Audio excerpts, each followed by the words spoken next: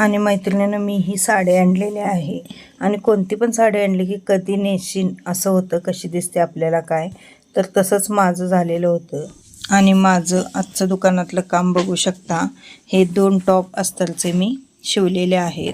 काम तर करावंच लागणार, कारण काम केल्याशिवाय दाम कसा मिळणार. आणि आमचे साहेब पण आलेले आहेत आता कामावरून आणि ते आता पॅन्ट कट करत आहेत. तर ही आहे सिगार पॅन्ट. आणि काम करून दमलो म्हणून आम्ही गेलेलो कोल्हापूरला फिरायला. तर आम्ही रंकाळा चौपाटीवर गेलेलो आणि श्रीचं खूप आवडता पदार्थ म्हणजे स्प्रिंग पोटॅटो. इथं आले की तो तेच खातो आणि या दादांचा तो घरचाच झालेला आहे. त्यानंतर मी आले घरात आणि स्वयंपाक तर आपल्याला बनवावाच लागणार, कारण की कुठे जरी किती जरी फिरून आला तर पोटपूजा तर आपली करावीच लागते.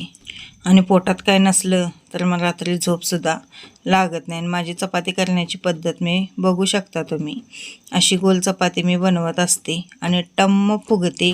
तुम्ही पण अशा पद्धतीने चपाती करून नक्की बघा.